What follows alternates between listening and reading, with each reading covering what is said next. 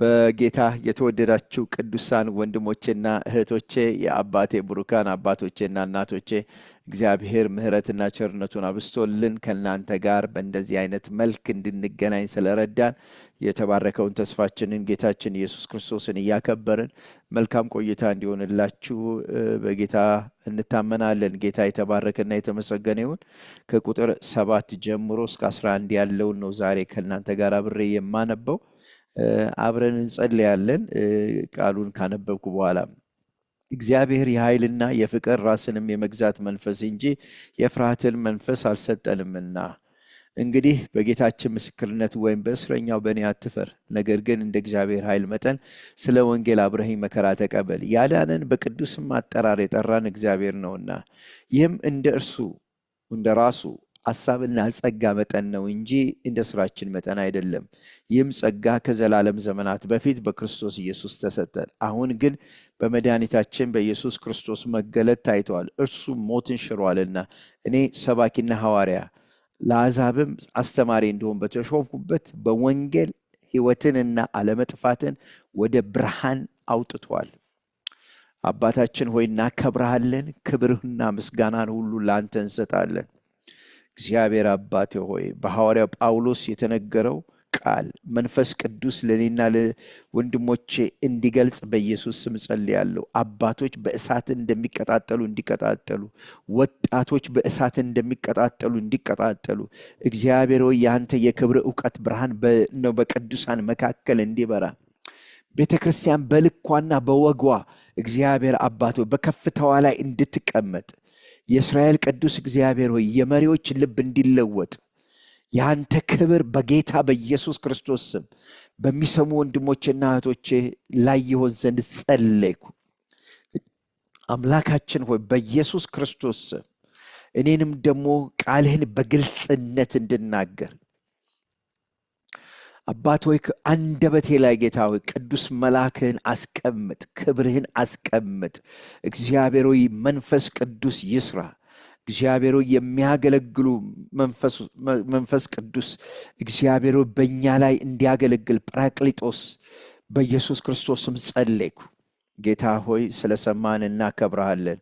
ክብር ምስጋና ላንተ ይሁን እና እንግዲህ እዚህ ቦታ ላይ ሐዋርያ ጳውሎስ ስለ እሳት ይናገራል እና እንግዲህ ይህ እሳት ምንድን ነው የሚያመጣው? በእኛ ህይወት ውስጥ ምንድን ነው የሚያመጣው? አሁን የሚታየው እሳት ነው ወይ? ሐዋርያ ጳውሎስ እየተናገረ ያለው ምን አይነት እሳት ነው የሚለውን እዚህ ቦታ ላይ የምናየው ነው። አንደኛ ይህ እሳት በሚመጣበት ጊዜ ኃይል ይገልጻል ነው የሚለው። ይህ ኃይል ነው እና ይህ ኃይል የሚለው ቃል ዱናሚስ የሚለው ቃል ቢሆንም እዚህ ጋር ጳውሎስ ለጢሞቴዎስ እየተናገረ ያለው ጉዳይ ውስጣዊው ሰው የሚጎለምስበትን ኃይል ነው የሚናገረው። ኃይለኛ የሚጎለምስ ጡንቻው የበረታ መንፈሳዊ ጡንቻን ነው እየተነጋገርን ያለ ነው እና መልካሙን ስራ ለመስራት በክርስቶስ ኢየሱስ ተፈጠርን ነው የሚለውና ውስጣዊው ሰውነቱ የጢሞቴዎስ እንዲበለጽግ ይፈልጋል፣ እንዲጠነክር ይፈልጋል። ትዝ ይላችሁ እንደሆነ ሰውነትን ለስጋዊ ነገር ማስለመድ ለጥቂት ይጠቅማል፣ ሰውነትን ግን እግዚአብሔርን ለመምሰል ማስለመድ ለአሁኑና ለሚቀጥለው ዓለም ይጠቅማል እያለ ነበር የሚነግረውና ሐዋርያ ጳውሎስ በኤፌሶንም ላይ በተለያዩ በመልእክቶቹ ላይ በሙሉ በምናጠናበት ጊዜ ይህ የእግዚአብሔር መንፈስ መጥቶ በውስጣችን በኃይል እንድንጠነክር ያደርገናል ማለት ነው። በውስጣችሁ በኃይል ይጠነክር ዘንድ ይላል ኤፌሶን ምዕራፍ 3 ላይ እና ይህ ቃል በምናጠናበት ጊዜ ምርታማ ያደርጋችኋል ነው የሚለው። ይህ ኃይል ምርታማ ያደርጋችኋል፣ ግንባታ የሚሰጥ ኃይል ነው። የግሪከኛውን ቃል ስናይ ነው ይህን በጣም የሚገርም ቃል ነው ያለውና ፕሮዳክቲቭ ፓወር ነው ብሎ የሚናገረው ወይም በቃ ለልማት የሚሰጥ ኃይል። አንድ ገበሬ በቃ በኃይል ተሞልቶ ሄዶ መሬቱን እንደሚያርስ፣ አንድ ቢዝነስማን በጉልበትም በእውቀትም በሁሉም ነገር ተክኖ አንድ ያንን ኃይል ተሸክሞ ያንን እውቀት ያን ጥበብ ያንን መረዳት ያንን ጸጋ ተሸክሞ ያንን እግዚአብሔር የሰጠውን አሳይመንት ለመስራት የሚችልበትን አቅምና ቁመና ነው እየተናገረ ያለው። ያልተገደበ ኃይል ነውና በከፍታ የሚገኝ ኃይል፣ ጀግንነት የተሞላበት ሆኖረብል ኖብል የሆነ ኃይል ነው ይለዋል። እና አገልግሎት በእንደዚህ አይነት ልክ እንድናገለግል ነው የሚጠይቀን። ሐዋርያ ጳውሎስ ለጢሞቴዎስ የሚናገረው በከፍታ ሆነ አገልግል፣ በውስጣዊ ሰውነት አድገህ አገልግል፣ በካራክተር አድገህ አገልግል፣ ተለውጠህ አገልግል። ሐዋርያ ጳውሎስ ይህንን ነው በእግዚአብሔር ፊት ደስ የሚያሰኘው ይሄ ነው። እና ትውልዱን ህዝቡን ማገልገል የሚገባንን መንገድ ነው እዛ ላይ የምናየው። እና ይህ አጋንንት ማውጣት ጋር ብቻ አይደለም የሚለው፣ ከዛ በላይ ያልፋል። ደቀ መዝሙር የማድረግን አቅምንም ነው እዛ ላይ የሚያሳየው። ምስክሮቼ ናችሁ ብሎ ስለተናገረ፣ ስለዚህ ብርቱ ጀግና አገልጋይ ሁንልኝ ነው። የሚቀጥለው ጊዜ ምዕራፍ 2ን በምናጠናበት ጊዜ በጎ የክርስቶስ ወታደር ሆነ ነው የሚለው እና በጣም ጎልድን ወይ ደግሞ ሆኖረብል ኖብል የሆነ ወታደር፣ በጣም በከፍታ የሚኖር ጀግና የሆነ ወታደር፣ በልህቀት የሚኖር ወታደርን ነው የሚያሳየው። እዚህም ቦታ ላይ ኃይል ብሎ ሲናገር ያንን ቃል ነው የሚናገረው። አስቡት፣ ጌታችን ኢየሱስ ክርስቶስን ከበረሃ ተቀብቶ መጣ። 40 ቀን 40 ሌሊት ጸለየ። መንፈስ ቅዱስ እነሆ ወርዶበት ነበረ። ተፈተነ፣ ከዛ ተመጣ፣ በእግዚአብሔር መንፈስ ሄደ ይላል። አገለገለ ይላል። ሲያገለግል ምንድን ነው የሆነው?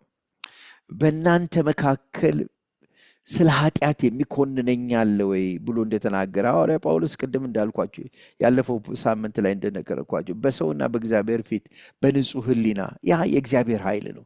ሰውየው በውስጡ ማንነት አድጎ መራመድ የቻለበት ኃይል ነው። አሁን ስጋው ሞቷል፣ በራሱ ማንነት አይመላለስም፣ ግን በውስጣዊ ሰውነቱ አድጎ እየተመላለሰ ያለበትን የህይወት እርከን ነው የሚያሳየን። አያችሁ፣ ጌታችን ኢየሱስ ክርስቶስ ከበረሃ መምጣቱ፣ ከመጥምቁ ዮሐንስ መጠመቁ፣ መንፈስ ቅዱስ በሱ ላይ ማደሩ ብቻ አይደለም። የእግዚአብሔርን አብ ፈቃድ በመስቀል ላይ መሞቱና መነሳቱ፣ ይሄ በጣም አስገራሚ። ያ ብቻ አይደለም፣ በአብ ቀኝ ተቀምጦ ስለኛ የሚማልድ መሆኑ፣ ይሄ የሚገርም ቃል ነው። እና ይሄ ብቻ አይደለም። ጌታችን ኢየሱስ ክርስቶስ በሱ አገልግሎት ያደረገ ለአባቱ ካህናትና ነገስታት አደረገን። ይሄ የሚገርም የሆነ ኃይል ነው። እና ሁሉ በተውት ጊዜ ምንድነው ያበረታው? ጌታችን ኢየሱስ ክርስቶስን ስንል ይሄንን እንመለከታለን። ኢየሱስ ክርስቶስ እነሆ ይህንን ፈለግ ነው ትቶልን ሄደው። ስጋን ገለን መንፈሳዊ ህይወታችንን አሳድገን እስከ መጨረሻ ተዋክተን እንድናልፍ ነው ጌታችን ኢየሱስ ክርስቶስ የሚነግረን። ዕብራውያን ምዕራፍ 12ን ስናጠና ተመሳሳይ ሐሳብ አለው። እዩት፣ ተመልከቱት። ከናንተ በፊት የተጎዳውን፣ የቆሰለውን፣ የደማውን ለኃጢአት ምክንያት ደም እስከ ማፍሰስ ድረስ የደረሰውን እርሱን ተመልክታችሁ በትዕግስት ሩጫችሁን እንደሱ ሩጡ፣ እሱ ነውርን ናቀው ነው የሚለው። እና ከእግዚአብሔር ከአብ ዘንድ የሚያገኘውን ክብር እያየ ተመላለሰ ነው። ይሄ ኃይል ነው። ይሄ ክብር ነው። አንድ አገልጋይ ከላይ ሆኖ የሚኮፈስ ሳይሆን በጎቹን ምሳሌ ሆኖ የሚያገለግላቸው፣ ቢያስፈልግ እስከ ሞት ድረስ ማለት ነው። ጌታ የተባረከ ይሁን። የእናንተ ስርና መሰረት በፍቅር ይጸና ዘንድ። መኃልየ ላይ የፍቅር እሳት ይለዋል መጽሐፍ ቅዱሳችን፣ የፍቅር ኃይል ይለዋል፣ የፍቅር ወንዝ ይለዋል። እና በውስጣችሁ በመንፈስ ቅዱስ ይሄ ፍቅር እንደ ወንዝ ፈሰሰ ይላል። ወንዝ ኃይል አለው እንደምታውቁት። እና የሚበልጠው መንገድ ይላቸዋል። እና ፍሬ የምታፈሩት ተከታዮች እንዲኖራችሁ የምታደርጉት በዛ ከፍታ ውስጥ ስትሄዱ ነው። አንድ ፕራይቬት ጀት የሚያበር ሰው አንድ ጊዜ ፓይለት አግኝቼ ነበር። እና አንዳንድ ጀቶች በጣም ብዙ ሚሊየንስ ብር ነው የሚፈጅባቸው አለኝ። እና ከ41,000 እስከ 51,000 ከፍታ የጫማ ከፍታ ይበራሉ አለ። እኛ ወደዛ ከፍታ በምትሄድበት ጊዜ በቃ ኳይትነስ ነው የሚሰማው አለ። ጸጥ ያለ ዝግ ያለ ጉዳይ ነው የምታየው አለኝ። እና በጣም ገረመኝ። እና ብዙ ጫጫታም የለም አለና ልባቸው በቃ እንደዚህ በከፍታ ሆኖ ጸጥ ያሉ ካለው ከነባራዊ ችግሮችና ፈተናዎች ወጣ ብለው ውስጣዊ ሰውነታቸው አድገው በዛ የህይወት መንፈስ ህግ ውስጥ የሚኖሩ ሰዎችን ነው የሚነግረን። ኃይል ብሎ የሚናገረው ነው። በቃ ዓለምን እንድትንቋት። ዲያስፖራው ለምሳሌ በጣም ይሮጣል፣ በቃ ገንዘብ ለማግኘት በቃ ላንድ ኦፍ ኦፖርቹኒቲ በቃ እና በቃ ያለውን በቃ ይታገላል በቃ ምናምን እና የእግዚአብሔር ኃይል በውስጣቸው ለእግዚአብሔር መንግስት መቅናት፣ ለትውልዱ፣ ለህዝብ፣ ለመንጋው መቅናት የሚባለው ነገር እዛ ላይ ማየት እንችላለን። እና ይሄ ፍቅር ይሄ ኃይል በሚገባበት ጊዜ በእውነት እግዚአብሔር ህይወታችንን ጀግና እንድንሆን ያደርገናል ማለት ነው። እና መመሪያ ይኖረናል፣ መረጃዎች ይኖሩናል፣ መርሆች ይኖሩናል። እነዛ ነገሮች በህይወታችን አክቲቬት ያደርጋል። እምነት በአጠቃላይ አክቲቬት ያደርጋል። እና በአንድ ውይይት ላይ የተነጋገርን ነበረ እና የቅዱሳን ህይወት ለምንድን ነው አሁን ያለው ህይወት ለምንድን ነው እንደዚህ ሆነው የሚለው ሐሳብ እንወያይ ነበር። እና እኔ ያልኩት ምንድን ነው ምሳሌ የሚሆኑ እልፍ ብለው የሄዱ ሰዎች አላሳዩንም። ለምሳሌ ጌታችን ኢየሱስ ክርስቶስ በተነ ይላል እና በቃ ለድሆች ሰጠ፣ ጽድቁንም ደግሞ ያያል ይላል ቆሮንቶስ ላይ። በጣም ግሩም ቃል ነው። እኛ ያስተማርናቸው ባህል ነው፣ እኛ ያስተማርናቸው ሃይማኖት ነው። ብዙ ጊዜ አሁን ለምሳሌ ቤተክርስቲያን ውስጥ ገንዘብ መስጠት ይባላል እና ስለ ህንፃ ተብሎ ቆርቆሮ የሳልሳ ቆርቆሮ ወይ ምናምን ተሰብስቦ በቃ የማይሮጥበት መንገድ የለም በቃ። እና አንደኛ ሰውም ብዙ ጊዜ የሚሰጠው አንደኛው በቃ እባረካለሁ የሚል ነው። ሁለተኛ ደግሞ ያው አስራቴን አትስረቆ የሚል ሐሳብም ስላለ ነው። ግን እምነት አክቲቬት መደረግ አለበት በሰውየው ህይወት ውስጥ፣ በእህታችን ህይወት ውስጥ። እንዴት ነው እምነት አክቲቬት የሚያደርገው? በተነ፣ ለምስኪኖችም ለድሆችም ሰጠ፣ ህይወቱን ሰጠ። ኢየሱስ ናት ሪሊ የገንዘብ ጉዳይ አይደለም የምንነጋገረው እዚህ ቦታ ላይ። ህይወቱን በአጠቃላይ ሰጠ። ለምጻሙ ሲመጣ አገለገለ፣ ድውዩ ሲመጣ አገለገለ፣ አንካሳው ሲመጣ አገለገለ፣ ግራ የተጋባው ሲመጣ አገለገለ፣ ፈሪሳውያን ሲመጡ አገለገለ፣ ሮማውያን ሲመጡ አገለገለ፣ በሞቱ በህማማቱ አገለገለ። ተመልከቱት፣ በተነ። በቃ ህይወቱን በትኖ ሰጠ። የሆነ ግድብ ሰጥቶ አይደለም የተቀመጠው እና በተነ። እና ይሄ አይነት ነገር ስለሌለ በቅዱሳን መካከልም ደግሞ ያ አይነት ህይወት የለም ማለት ነው። እና ሐዋርያ ጳውሎስ ከዚህ ከኃይል ጋር አብሮ ራስን መግዛት ነው የሚለው። እንግዲህ ይሄ ራስ መግዛት ዲሲፕሊን በውጭ ዓለም በፍልስፍናው ዓለም ያለውን ሐሳብ አይደለም እዚህ ላይ የሚናገር፣ መንፈሳዊ ቃል ነው እዚህ ላይ የሚናገረው። ፈጽሞ ከዛ ጋር አይገናኝም። ትዝ ይላችኋል ገላትያ ላይ ስናጠና ራስን መግዛት የሚለው ቃል የመንፈስ ፍሬ ነው፣ ሌላ አይደለም፣ የመንፈስ ፍሬ ነው። እና ይሄ ጨዋነት ወይ ደግሞ ቁጥብነት ወይም ደግሞ በዓለም የሚደረጉ ብልጣብልጥነት አይደለም። ይሄ ፈጽሞ እዛ ጋር አይደለም ሐዋርያ ጳውሎስ እየተናገረ ያለው። ገላትያ ላይ ራሱ ስናጠና መንፈስ በስጋ ስጋ በመንፈስ ላይ ይቀዋወማሉ ብሎ ይናገራል። ምንድን ነው ያለ? በመንፈስ በምትመላለሱበት ጊዜ የክርስቶስ ኢየሱስ የሆነው ባህሪ በሕይወታችሁ ላይ እየገዛ እየሰለጠነ ይሄዳል። በሌላ አነጋገር አዲሱ ሰው ሕይወት ባህሪ ማለት ነው። እና እንደ እግዚአብሔር ፈቃድ የተፈጠረው ሰው፣ በእግዚአብሔር ምሳሌ የተፈጠረው አዲሱ ሰው አዲስ ፍጥረት ስለሆነ ያ አዲሱ ሰው ሲመላለስ በዛ የህይወት መንፈስ ህግ ስንገዛ ያን ጊዜ እነሆ ራስ ገዝተናል ማለት ነው። ማለት ያ የክርስቶስ ኢየሱስ ህይወት በእኛ ህይወት ውስጥ ሲገለጥ ያ ፍሬ የሚያደርገው ራስ መግዛት ብሎ ነው የሚናገረው። እንደ እግዚአብሔር ሲያዩ ያንን ነው ራስ መግዛት የሚለው። የኢየሱስ ክርስቶስ በተነ፣ ለምስኪኖችም ሰጠ ያለው ህይወት ራሱን ገዝቶ ለእግዚአብሔር ፈቃድና ዓላማ ተቀምጦ ከሌሎች ነገሮች ላይ ሳይጠላለፍ ዕብራውያን እዛው ምዕራፍ 2 ላይ እናገኘዋለን። ሳይጠላለፍ ትዳር በማይባል ነገር ላይ ሳይጠላለፍ ህይወቱን ሲንግል ማይንድድ ሆኖ ለእግዚአብሔር ስራ የተቀመጠ ማለት ነው። በቃ ማንም የማይነዳው ማለት ነው። የእግዚአብሔር ፈቃድና እቅድ ብቻ የሚነዳው ሰው ነው ማለት ነው። እና ይሄ ሰው አስተሳሰቡ፣ ህሊናው የሚያዳምጠው ድምፅ ከእግዚአብሔር ነው። የእግዚአብሔርን ሐሳብ ለእግዚአብሔር ደስ የሚያሰኘውን ለማድረግ የሚሄድ ሰው እንደሆነ ነው የሚያሳየን። ከዛ በኋላ ሐዋርያ ጳውሎስ የፍርሃት መንፈስ አልሰጠንም ነው የሚለው እና ፍርሃት የሚለውን ቃል በምናጠናበት ጊዜ የሚያስደነግጥ፣ የሚያንበረግግ፣ ልብን የሚያቀልጥ ጉዳይ ነው የሚናገረው። ዘሌዋውያን 26 ላይ ይመስለኛል በንፋስ የሚወዛወዝ የቅጠል ድምፅ ያስፈራቸዋል የሚል ቃል አለና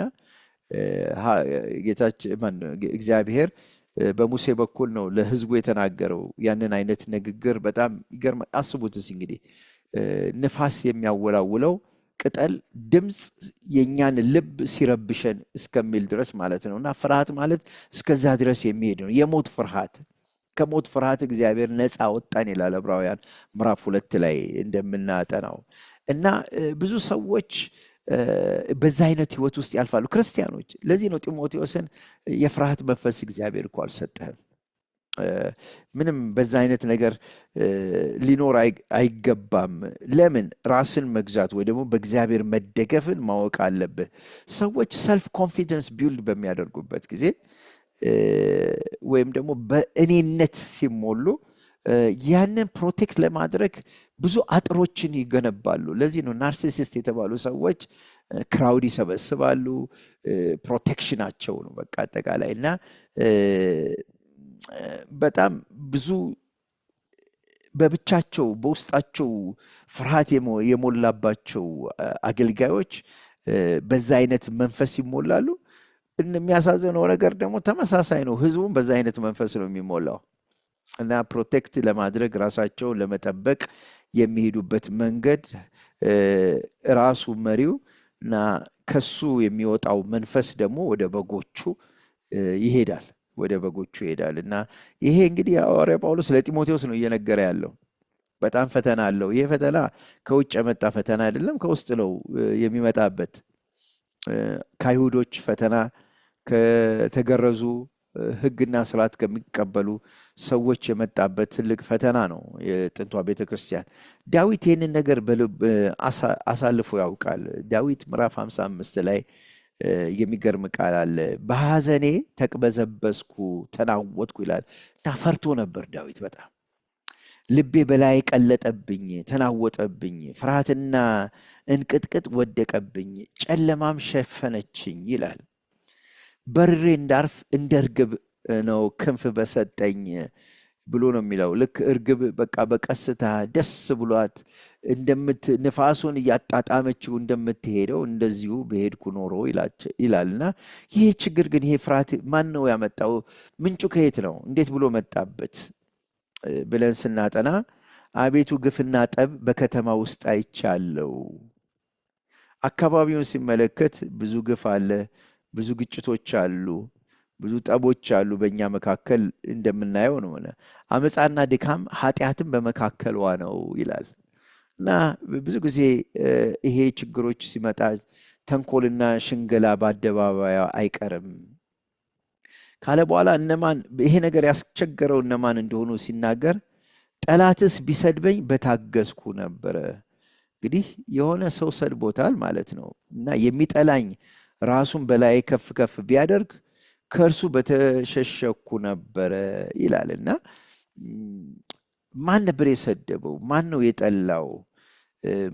ከማን ነው ለመሸሸግ የፈለገው ብለን በምናጠናበት ግን አንተ ግን አለ እዛ ቦታ ላይ አንተ ግን እኩያዬ ሰው ባልንጀራዬና የልቤ ወዳጅ መብልን ከእኔ ጋር በአንድነት ያጣፈጥህ በአንድ ልብ በእግዚአብሔር ቤት ተራምደን ብሎ ይናገራል። እና ታውቃላችሁ ይሁዳ በቃ ፈተና ነው ይዞበት የመጣው ታውቃላችሁ። እና ዳዊትም ሐሰተኛ ወንድሞች በቃ ያልተለወጡ ወንድሞች፣ ጥቅማ ጥቅም የሚወዱ ወንድሞች፣ እንደዚህ አይነት ሰዎች ብዙ ፈተናዎች ሐዋርያ ጳውሎስ ተመሳሳይ ይናገራል። እዛው ላይ በኋላ የሚቀጥለው ላይ ፕሮግራሞቻችን ላይ እናየዋለን።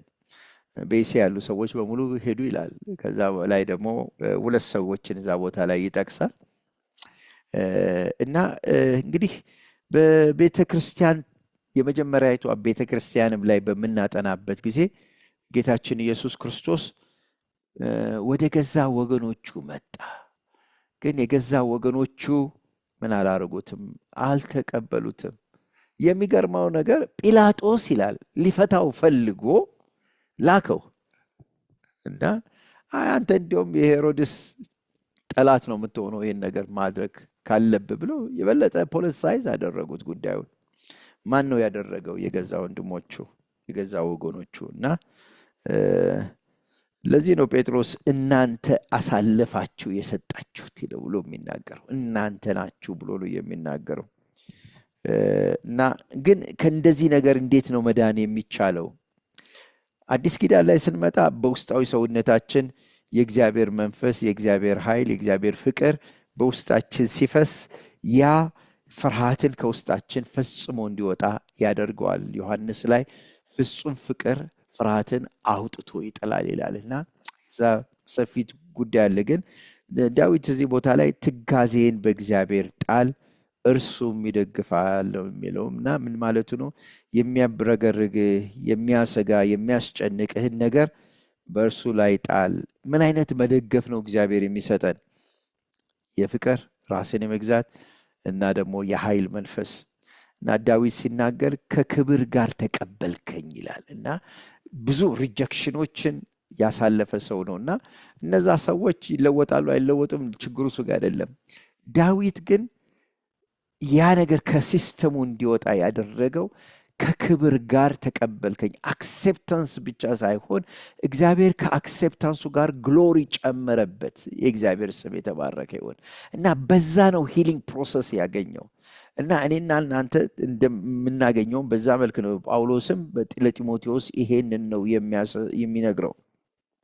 እና በውስጠኛው ሰው እየጠነከረ ይመጣል። ይሄ ሰው ክርስቶስ ኢየሱስ እንደ መስታወት የሚያብለጨልጭ ልብ ስለሚኖረው ይህ ሰውዬ በሱ በኩል ሆኖ ክርስቶስ ኢየሱስ ክብሩን ያብለጨልጫል፣ ያበራል። እና በየሄደበት በኩል ደግሞ ክርስቶስን ስለሚያውቅ የክርስቶስ የእውቀት ሽታ ይገልጣል። ከአሸናፊዎች በላጭ ይሆናል ማለት ነው። ጌታ የተባረከ ይሁን። ቁጥር 8 ላይ እንግዲህ በጌታችን ምስክርነት ወይም በእስረኛው በእኔ አትፈር፣ ነገር ግን እንደ እግዚአብሔር ኃይል መጠን ስለ ወንጌል አብረኸኝ መከራን ተቀበል ነው የሚለው። እና በጌታችን ምስክርነት የሚለው ቃል በጣም ልቤን ስለነካው ትንሽ እዛች ቦታ ላይ ብናገር ደስ ይለኛል። በሐዋርያት ሥራ ምዕራፍ 7 ላይ እስጢፋኖስ በጣም የተረዳው እውነት ነበረ እና ሙሴ የሆነ ምስል አሳየውና እግዚአብሔር እንዳሳየው አድርገህ የምስክሩን ድንኳን ሰራልኝ አለው እግዚአብሔር እና ሰራ። እና የሚገርመው ነገር እስጢፋኖስ ከዛ በኋላ እግዚአብሔር ይሄን ድንኳን ከሰራ በኋላ ለዳዊት ደግሞ ንጉሥ ሰለሞን ይመጣልና አስገራሚ የሆነ ቤተ መቅደስ ይሰራል ብሎ ነገረው። ሰራ አለ። ግን መጨረሻ ላይ ምን አለ? እግዚአብሔር ሰው በሰራው እጅ አይኖርም። ይሄ ነው እንግዲህ የሃይማኖት አለቆችን ያናደዳቸው እና ቁሳዊውን ነገር መንፈሳዊ አድርገው ወሰዱት። ግን አይደለም። እና ይሄ ምስክር እግዚአብሔር ከኛ ጋር እንደሆነ ምስክርነቱ ያለን ውጫዊ ገጽታዎች ቤተክርስቲያናችን መድመቁ፣ ህንፃው ማድረጉ ወይ ደግሞ ብዙ ህዝብ መገኘቱ፣ የመንፈስ ቅዱስ እሳት በቃ መገለጡ፣ አጋንንት መውጣቱ፣ ትምህርት እንደዚህ ዛሬ በማስተማራችንም ጭምር አይደለም። እነዚህ ሁሉ ግን ያስፈልጋሉ። ግን አይደለም፣ ሁሉም ነገር አይደለም። ምስክርነቱ በአብ ቀኝ ተቀምጧል የሚለው ሐዋርያ ጳውሎስ። በእግዚአብሔር በምድር ዙፋኔ ነው አለ። ሰማይ ምድር መረገጫዬ ነው፣ ሰማይ ዙፋኔ ነው አለ። ግን ሰው እግዚአብሔር ምስክርነቱን ክርስቶስ ኢየሱስን በአብ ቀኝ አስቀምጦታል። ይሄ ምስክር ሙሴ ያለው ምስክር እናንተ ምስክር አለን ብላችሁ የምስክሩ ታቦት ብላችሁ የምትጮህበት ቤተ መቅደሱ እነዚህ ነገሮች በሙሉ ካየ በኋላ እስጢፋኖስ ምን አላቸው? በመንፈስ ቅዱስ ተሞልቼ ወደ ላይ ስመለከት አለ የእግዚአብሔር ልጅ ኢየሱስ ክርስቶስ በአብ ቀኝ ቆሞ አየዋለሁ። ምስክሩ እሱ ነበር። ያን ሲላቸው ሊቋቋሙት የማይችል ቁጣ ወረደባቸው። እስጢፋኖስን ከመንገድ አወጡና ከሰፈር ይቅርታል አወጡና በድንጋይ ወግረው ገደሉት። ምስክር በጌታችን ምስክር አትፈር። እኛ አንድ ምስክር ነው ያለን፣ በአብ ቀኝ የተቀመጠ ምስክር ነው ያለን።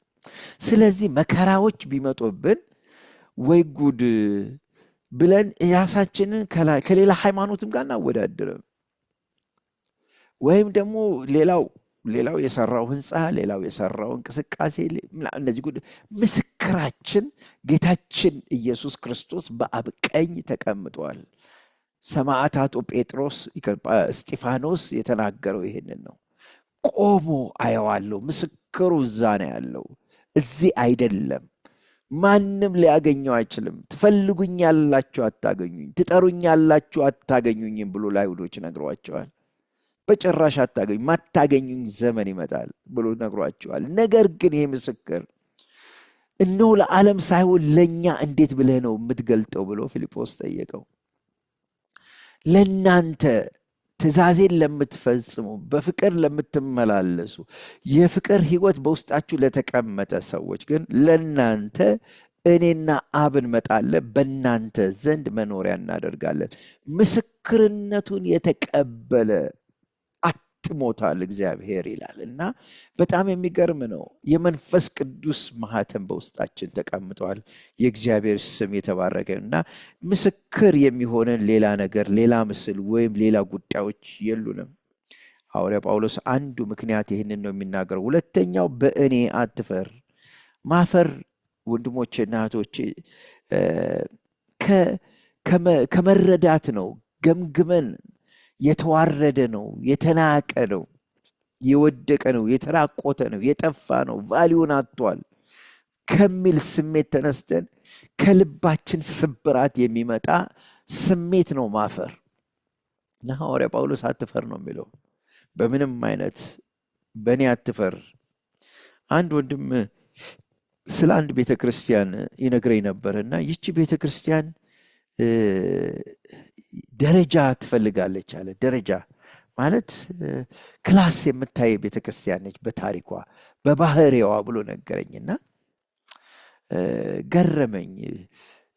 ሰዎች ስላላቸው ገንዘብ ወይ ሰዎች የሞቀ ነገር ስላላቸው ወይ ደግሞ የተከናወነ በዓለም ውስጥ ብዙ ጠቃሚ የሆኑ ጉዳዮች ስላላቸው ሌላ ጊዜ ሄዳችሁ አንብቡት። አንደኛ ቆሮንቶስ ምዕራፍ 7 ቁጥር 30 አንደኛ ቆሮንቶስ ምዕራፍ 7 ቁጥር 30 በቃ ሳስበው ሁሉ በጣም ይገርመኛል። ምንድን ነው የሚለው? የዚህ ዓለም የሚጠቀሙባት ሰዎች ብሎ ሐዋርያ ጳውሎስ ይናገራል። ችግር የለውም ማግኘቱ እኮ ችግር የለውም። በዚህ ዓለም መነገድና ማትረፉ እኮ ችግር የለውም።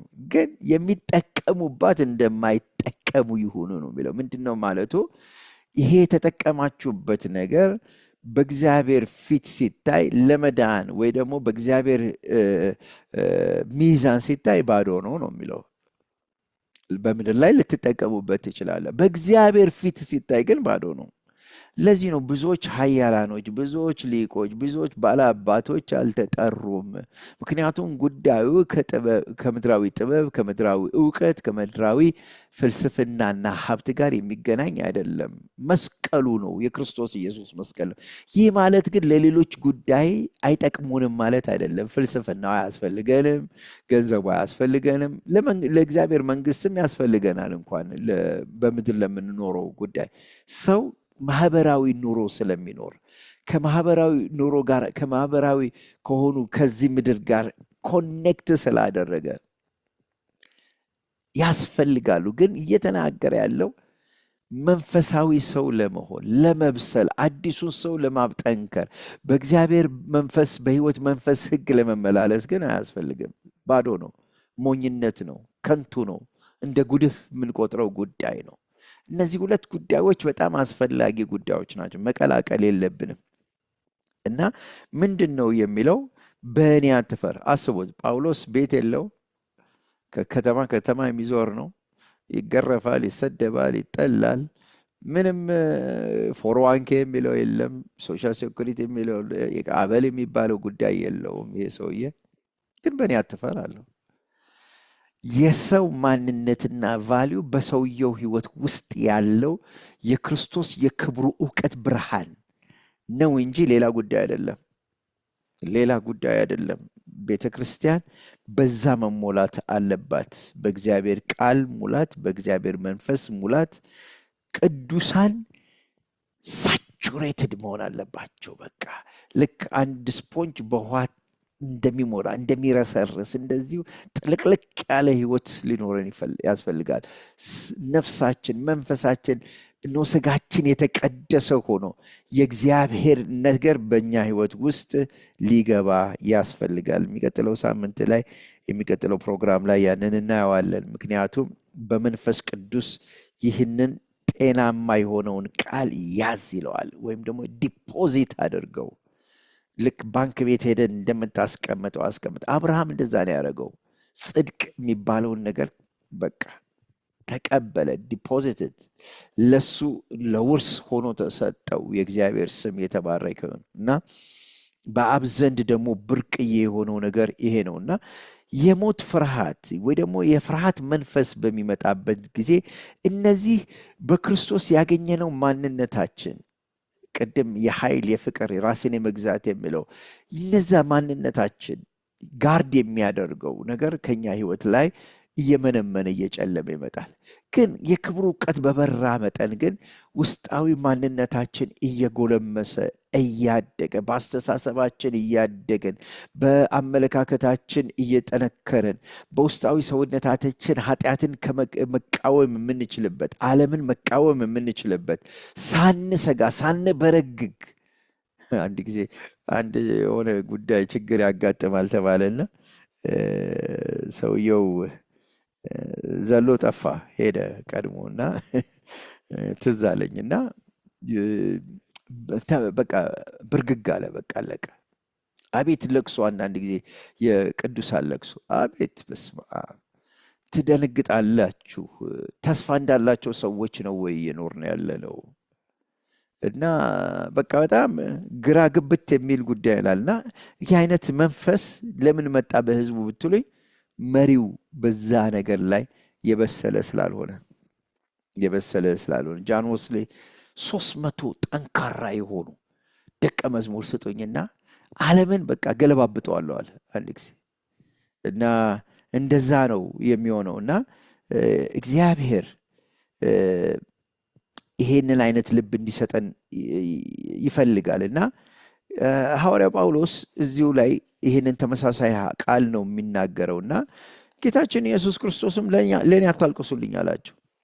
ለእኔ አታልቅሱልኝ፣ እኔ የቆምኩበት አለ፣ እግዚአብሔር ነው አለቴ አለ። ዳዊት ልክ እንዳለ ለእኔ አታልቅሱ፣ ለእናንተ ለራሳቸው አልቅሱ አላቸው። እና እነዛ ሰዎች ለካ ብሬን ዋሽድ ነበሩ። እና እግዚአብሔር ግን እንደዛ እንድንሆን አይፈልግም። እና እንደዚህ የሚል ቃል አለ፣ እንደ እግዚአብሔር ኃይል መጠን የሚል ቃል አለ። እና ይሄ እንደ እግዚአብሔር ኃይል መጠን የሚለው ቃል በምናጠናበት ጊዜ አብረኸኝ መከራን ተቀበል የሚሉ ሁለት ቃላቶችን ተናግሬ ወደ ሌላው ሐሳብ ቶሎ እሄዳለሁ። እንደ እግዚአብሔር ኃይል መጠን የሚለው በእንግሊዘኛው ፓሲቭ ኢምፓራቲቭ ይባላል። ምን ማለት ነው? ትእዛዙ በሌላኛው ወገን በሰውየው ሳይሆን በሌላኛው ወገን የሚፈጸም ነው ማለት ነው። ምን ማለት ነው? በሌላ አነጋገር ክርስቶስ ኢየሱስ ትእዛዙ ወደ እኔ ቀጥታ ይምጣ እንጂ የሚፈጽመው በእኔ ውስጥ ሆኖ የሚፈጽመው ክርስቶስ ኢየሱስ ነው ማለት ነው። እና ፓሲቭ ነው፣ በእኛ አልፎ እግዚአብሔር የሚሰራው ስራ ነው። አክቲቭ አይደለም። አክቲቭ ሲባል እኔ ራሴ የማደርገው ጉዳይ ነው። ለምሳሌ በጊዜውም አለጊዜውም ቃሉን ስበክ ሲል እኔን ነው የሚናገረው። እኔ ማድረግ አለብኝ፣ መናገር አለብኝ። ቁጭ ብዬ እዚህ ፑልፒት ላይ ቁጭ ብዬ ማስተማር አለብኝ። ተሰማኝም አልተሰማኝም የእግዚአብሔርን ቃል ማስተማር፣ ጤናማ የሆነውን ትምህርት ማስተማር አለብኝ። ለእኔ የተሰጠ ኃላፊነት ነው። ግን ሌሎች ትእዛዞች ግን በእኔ ውስጥ ሆኖ እግዚአብሔር የሚሰራው ነው። ለምሳሌ ስጋን በመንፈስ ግደሉ ይላል። ለእኔ የተሰጠ ኃላፊነት አለ። እንደዛ ማለት ነው። እና እዛ ውስጥ ብዙ አንገባ። ቁጥር 9 ላይ እና 11 አብረን እንመልከተው። ከዛ ላይ 9 ላይ ያዳነን በቅዱስ ማጠራር የጠራን እግዚአብሔር ነውና ይህም እንደ ራሱ ሐሳብና ጸጋ መጠን ነው እንጂ እንደ ስራችን መጠን አይደለም። ይህም ጸጋ ከዘላለም ዘመናት በፊት በክርስቶስ ኢየሱስ ተሰጠን ነው የሚለውና ለምንድን ነው በዚህ ፈተና ጊዜ ውስጥ ለጢሞቴዎስ ይሄንን የሚነግረው? ጢሞቴዎስ እረኛ ነው እና አንደኛ አንተ ድነሃል፣ ሌሎች ደግሞ እግዚአብሔር የመዳንን መንገድ ሰጥቷል። ትዝ ይላችሁ ቁጥር 1 ላይ የህይወት ተስፋ፣ ለዚህ ተስፋ ለህይወት ተስፋ ነው በክርስቶስ ኢየሱስ ያለውን ይህንን ህይወት ለመናገር ነው ሐዋርያ ያደረገኝ ብሎ እንደተናገረ እና አሁን እዚህ ቦታ ላይ የሚናገረው አንተም ቀምሰኸዋል፣ የሌሎችም ደግሞ እንዲቀምሱት አድርግ እያለ ነው ያለው። ጌታ የተባረከና የተመሰገነ ይሁን እና እግዚአብሔር ነው አድኖናል፣ ጸድቀናል እና ይሄ ጉዳይ መቼም በጣም ብዙ ችግር ፈጥሮባቸዋል። ፈተና የደረሰበት ጳውሎስ እስር ቤት የገባበትም በዚህ ነው። ኢየሱስ አዳኝ ነው በሚለው ነው እና እንዴት አዳነን? አጸደቀን፣ ቅድስናውን ሰጠን፣ በደሙ የኃጢአትን ስርየት አገኘን እና ይሄ ጉዳይ አይሁዶችንም አስቸግሯቸዋል፣ ሕግ አዋቂዎችን አስቸግሯቸዋል። በቤተ ክርስቲያን ታሪክ እንኳን በአውሮፓ ስናጠና በጣም አስቸግሯቸዋል። መጨረሻ ላይ እንዲያውም ይሄ መዳን የሚባለው ጉዳይ ለጥቂቶች የተሰጠ እስከሚሆን ድረስ ሄዶ ነበረ እና አድኖናል ነው የሚለው እና መዳንህን አስብ ነው የሚለው። መጀመሪያ መዳንህን አስብ፣ መለወጥህን አስብ እና ያድነናል የሚል ቃል አለ። ባይዘወይ አንደኛ ጢሞቴዎስ ምዕራፍ 4 ቁጥር 16 ላይ ለራስና ለትምህርት ተጠንቀቅ፣ በእነዚህም ጽና፣ ይህን ብታደርግ ራስህንም የሚሰሙህንም ታድናለህ። ፊውቸር ፕሬዘንት ቴንስ ነው። which ምን ማለት ነው? አሁንና ወደፊት ያለ ጊዜን የሚያሳይ ነው እና አድኖናል የሚለው ከዚህ በፊት ያለና በህይወታችን እየተገለጠ ያለውን ነገር ነው የሚያሳየን እና የሚገርም ነው። ስለዚህ መዳን ነው ዋጋ እየከፈልኩ ያለው ነው ያለው ጳውሎስ እና ቅዱስ አጠራርም ነው ደግሞ እግዚአብሔር የጠራን። ይሄ መዳን ያገኘ ነው በቅዱስ አጠራር ነው። እንግዲህ ይሄ መቼም በጣም ለቀደሙት በዛ ዘመን ለነበሩ ሰዎች በጣም ግራ የሚያጋባ አይደለም እና አይሁዶች ያውቃሉ። አብርሃምን እግዚአብሔር ጠራው፣ ጥሪውን ፈጸመ። ሌሎችንም ብዙዎቹን ነቢያቶችን ጠራ፣ ጥሪውን ፈጸመ። የእግዚአብሔር የመለኮት ችሎቱን ነው የሚያሳየው። ውጤታማ ጥሪ እንደሆነ፣ የሚያከናውን ጥሪ እንደሆነ፣ ፍጻሜ ያለው ጥሪ እንደሆነ ነው የሚያሳየው። ጥሪ ሐዋርያ ጳውሎስ በሁለተኛ ተሰሎንቄ ምዕራፍ 2 ቁጥር 10 ላይ የጌታችን የኢየሱስ ክርስቶስን ክብር ለማግኘት በወንጌል ጠራችሁ ብሎ ይናገራል እና ክብሩን ለማግኘት አስቡት፣ በወንጌል ነው የተጠራችሁትና ጥሪው ይህንን በቃ የእግዚአብሔርን ክብር እንድናገኝ ኳሊፋይድ ያደረገን ሪኳየርመንቱን ፈጽሟል እና የእግዚአብሔር የማዳን ጸጋ፣ የመሸከም ጸጋ፣ ይህ ጸጋ ከክብር ወደ ክብር እንድንሄድ አደረገን። ጌታ የተባረከ ይሁን። ጴጥሮስም እንደዚሁ ነው የሚናገረው፣ በረከት ልትወርሱ ተጠርታችኋል ነው የሚለው። ጥሪው ለበረከት ነው። በቃ በረከት የፈለገ ፈተናና መከራ ቢኖርብንም በረከት እንዳለ ማወቅ አለብን። ሁለተኛ ከዚህ ጋር አብሮ ቅድም የረሳሁት ነገር አብረኝ መከራን ተቀበል ነው የሚለው። ኤሮስቴስ የሚባል ነው። ያ ማለት ምንድን ነው?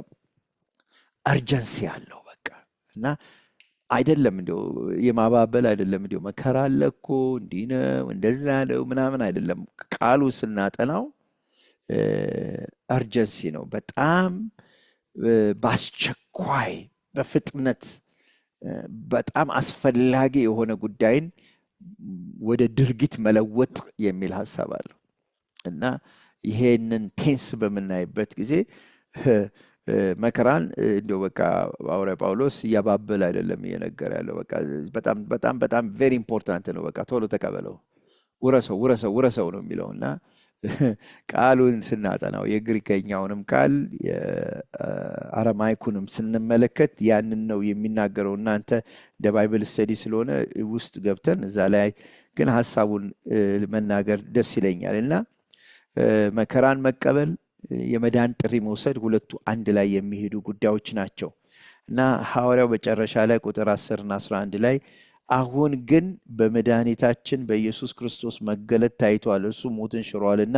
እኔ ሰባኪና ሐዋርያ አሕዛብን ማስተማሪ እንደሆን በተሾምኩበት በወንጌል ሕይወትና አለመጥፋትን ወደ ብርሃን አምጥቷል። ለምንድን ነው ይህንን ቃል ያመጣው? አያችሁ ኢየሱስ ክርስቶስ ሁለት ቃላቶች እዛ አለ። በጣም ግሩም ቃል ነው የሚናገረው። የመጀመሪያው በኢየሱስ ክርስቶስ በመድኃኒታችን መገለጥ ታይቷል። መገለጥና ታየ የሚል ቃል አለ እና ተገለጠ ወይም ደግሞ በእኛ መካከል አደረ። ጌታችን ኢየሱስ ክርስቶስ ስጋ ለብሶ መጣ። እንዲህ እኮ ትልቅ ኒውስ ነው። ድሮ እኮ ይህንን ኒውስ አላገኙትም ነበረ። ይመጣል ብለው ነበር የሚያስቡት እና አስቡት ለ2000 ዓመታት በጣም ነቢያቶቹ በብርቱ የሚፈልጉት ጉዳይ ነበርና ይሄ ተፈጸመ ነው የሚለው። በቃ በዛ ዘመን እንግዲህ ቤተ መቅደሱ በነበረበት ጊዜ ኢየሱስ ይመጣል ብለው ነበረ አይሁዶች የሚያስተምሩት አይሁዶች በአጠቃላይ እና ግን ኢየሱስ መጣላቸው። እዚህ ላይ ደስ አይልም? ኢየሱስ መጥቷል። ከዛ በኋላ ደግሞ ታይቷል ነው የሚለው እና ሁለቱ ቃላቶች በምናይበት ጊዜ ለዚህ ነው ኢየሱስ ክርስቶስ ከመጣ በኋላ ፍርድ በጣም ከባድ ሊሆን እንደሚችል ከብሉይ ኪዳን ካሉ ፍርድ እግዚአብሔር ከፈረደው ፍርድ የበለጠ ዕብራውያን ምዕራፍ 2 ላይ ከዚህ ታላቅ መዳን እንዴት እንሻሻለን? በመላእክት የተነገረው በታቦቱ ወይ ደግሞ በመላእክት መጥቶ የነበረው ያ የብሉይ ኪዳኑ ቁጣ ኃይለኛ ከሆነ እንግዲያውስ ኢየሱስ ክርስቶስ ልጁ መጥቶ ራሱ መጥቶ ይህንን ታላቅ መዳን ቸል ብንል አይቀርልንም ነው የሚለው ዕብራውያን ምዕራፍ 2 ላይ ስናጠና እና መጥቼ ባልነግራቸው በዚህ በኃጢአታቸው ባላስጠነቅቃቸው እነሆ ኃጢአት ባልሆነባቸው ነበረ ብሎ ይናገራል። ከባድ ቃል ነውና እና ኢየሱስ እንግዲህ ጌታችን ኢየሱስ ክርስቶስ የሰራው ነገር ምንድን ነው የሚለው? አንደኛ ሞትን ሽሯል ነው የሚለው። ከሞት ፍርሃት ውጣ ነው የሚለው። እኛ የሞት አገልግሎት የለንም ነው የሚለው እና ቤተ ክርስቲያን የሞት አገልግሎት የላትም። አገልጋይ በቃ ስለ ሞት፣ ስለ ሐዘን፣ ስለ ምናምን ሲሰብክና ሲውል የሚኖር ሰው መሆን የለብንም። አሉ ችግሮቻችንን ድናይ አናደርጋቸውም፣ ግን በእምነት አይን ስንመለከት ክርስቶስ ኢየሱስ የምስጋናን ዘውድ ጭኖ በአብ ዘንድ ምስክር ሆኖ እናየዋለን። ስለዚህ ደስ ይለናል። የእግዚአብሔር ስም የተባረከ ይሁን። መከራን እንቀበላለን። በዓለም ሳሉ ችግሮች አሉ። ሲመጡም ደግሞ እንደው በቃ ብለን እንጸልያለን። መከራው ከኛ እንዲወገድ እንጸልያለን። ችግር የለውም፣ ግን መቀበል አለብን። አክሴፕት ማድረግ አለብን። የአክሴፕት ማለት እንውረሰው ማለት አይደለም። የምንወርሰው ህይወት ነው።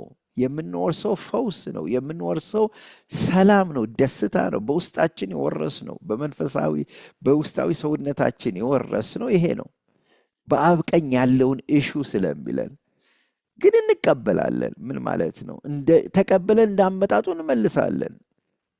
ፈተና ቢኖር እንጸልያለን። ከፈተና እግዚአብሔር እንዲጠብቅ፣ ፈተናው እንዳያቃጥለን፣ እንዳያበላሸው ህይወታችንን፣ መንፈሳዊ ህይወታችንን እንዳያበላሸው እንጸልያለን።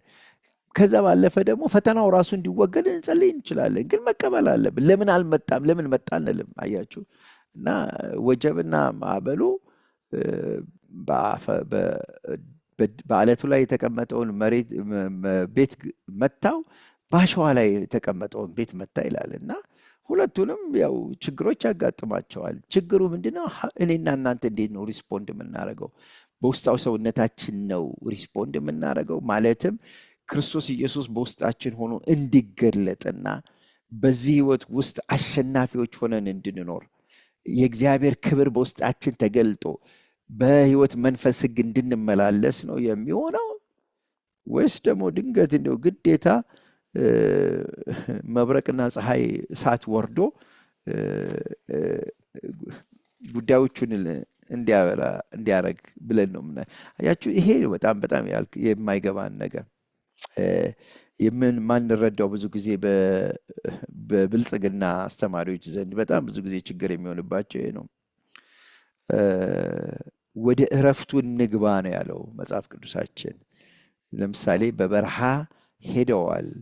በበረሃ ሲሄዱ አጉረመረሙ። እናንተ ግን በበረሃ ስትሄዱ አታጉረምርሙ፣ ግን ወደ እረፍቱ ትገባላችሁ። ቅድም ባለፈው ሳምንት ስንነጋገር ተስፋ የሚለውን ጉዳይ ተነጋግረናል። ተስፋ ማለት አሁን በረከቱን የምናጣጥምበት ነገር ግን እያደገ እየጨመረ ከክብር ወደ ክብር እየጨመርን ሄደን የመጨረሻውን በእግዚአብሔር ኃይል ቀርቶላችኋል፣ በዱናሚስ ኃይል ቀርቶላችኋል የሚለውን የእግዚአብሔርን ተስፋ ክርስቶስን መምሰል እርሱን ባየነው ጊዜ እንመስለዋለን ብሎን የተናገረውን ያንን ክብር እንድንመስል የሚያደርግበት የእግዚአብሔር የመለኮት አሰራር ነው። ያ አለ። ሞትን ሽሯል። አስተማሪ መሆን የሚገባህ ማን ነው? ጢሞቴዎስ። ኢየሱስ ክርስቶስ ሞትን ሽሯል። ብዙ በመንፈሳቸው የሞቱ የደረቁ ክርስቲያኖች አሉ። ከየት መጣ ብትሉ ከአገልጋዮች ከመሪዎች ናቸው። ኮንታጀስ ነው፣ ስፒሪቱ ኮንታጀስ ነው እና አልፈው አልሄዱም። እኔ የሞተ ነገር ቢኖረኝ ወደ አንድ አገልጋይ መጥቼ ሕይወት ሊዘራብኝ ነው መምጣት ያለበት። ግን ያው ሌላ ነው ታሪኩ እና ራስን አክም ነው የተባለው እኮ ባለመድኃኒት እና ሕይወትንና አለመጥፋትን ወደ ብርሃን አምጥቷል። ለጢሞቴዎስ ይሄን ለምን ተናገረ? ለጢሞቴዎስ ይሄንን መናገር ለምን አስፈለገው? ቤተ ክርስቲያን ውስጥ ሕይወት፣ አለመጥፋት የሚባሉ ጉዳዮች መታየት አለባቸው። ሕይወት እዚህ ላይ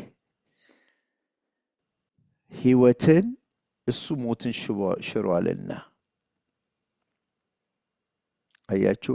አሁን ግን በመድኃኒታችን በኢየሱስ ክርስቶስ መገለጥ ታይቷል። እርሱ ሞትን ሽሯልና እኔ ሰባኪ ሐዋርያው አሕዛብንም አስተማሪ እንዲሁም በተሾምኩበት ወንጌል ሕይወትንና አለመጥፋትን ወደ ብርሃን አምጥቷል። አለመጥፋትን፣ ኪሳራ ያልሆነ ሕይወት፣ ዲስትራክሽን የሌለበት ሕይወት፣ ጀምሮት እግዚአብሔር የሚጨርሰው ሕይወት። የጠላት ዲስትራክሽን የለም ማለት አይደለም፣ ግን በእጁ የገባውን ሕይወት እግዚአብሔር ነፍሱን የዛን ሰው ሕይወት እግዚአብሔር ልክ እንደተቀበለ ለጠላት ለአውሬ ሳይሰጠው ለክብሩ የሚያቆመው ሕይወት ነው። አንዳንድ በጣም ከባድ የሆኑ ፈተናዎች ሲያጋጥመኝ አባቴ ነፍሴ በአንተ ዘንድ ነች፣ ለጠላትና ለአውሬ አሳልፈ ግን አሰጠኝም ብላለሁ እና እግዚአብሔር ይረዳኛል። እና አገልጋይ ቤተ ክርስቲያን ሕይወትንና አለመጥፋትን ወደ ብርሃን የምናወጣ ኤጀንቶች ነን እኔና እናንተ። ቤተ ክርስቲያን ውስጥ ሄደው ቅድም ፓስተር ሲያስተምር ነበርና መዳን እያልን እንሰብካለን። ብዙዎች መዳን አለ እኛ ጋር ብለው ይመጣሉ ቸርች አለ። ከዛ በኋላ ግን ብዙዎች ተሰብረው ይሄዳሉ አለ። አስቡት፣ ያዳነን ብለን ተናግረን አዳኝ አለ ብለን ተናግረን ሰዎች ግን ቤተ ክርስቲያን ውስጥ ያለቅሳሉ፣ ይሰበራሉ፣ ይደማሉ። ከዛ ደግሞ ጥለው ይሄዳሉ አለ። በጣም የሚገርም ቃል ነው እና በጣም ተሰማኝ ጉዳዩ ስሰማ። ድንቅ የሆነ አገልጋይ ነው። ጌታ የተባረከ ይሁን። በእግዚአብሔር ቤት ሕይወትና አለመጥፋት ነው ወደ ብርሃን መምጣት ያለባቸው። ስለዚህ ምን ማለት ነው? አንድ አገልጋይ ሌላውን በጎች በሚያገኝበት ጊዜ ሕይወትና አለመጥፋትን ወደ ብርሃን እንዲመጣ መስራት አለበት። ሐዋርያው ጳውሎስ አላፍርበትም ያለው ለዚህ ነው። ቶሾም ያለው ያልከው ለዚህ ነው። በወንጌል ወንጌል ሕይወት ነው። የተትረፈረፈ ሕይወት ልሰጣችሁ መጣሁ። የእግዚአብሔር ስም የተባረከውን ጳውሎስ ለጢሞቴዎስ እየነገረው ያለው ለመሪው እየነገረው ያለው ይህንን ይመስላል። የሚቀጥለው ጊዜ ደግሞ የሚቀጥለውን ፕሮግራም አብረን እናያለን። ጌታ ያክብርልኝ። ሻሎም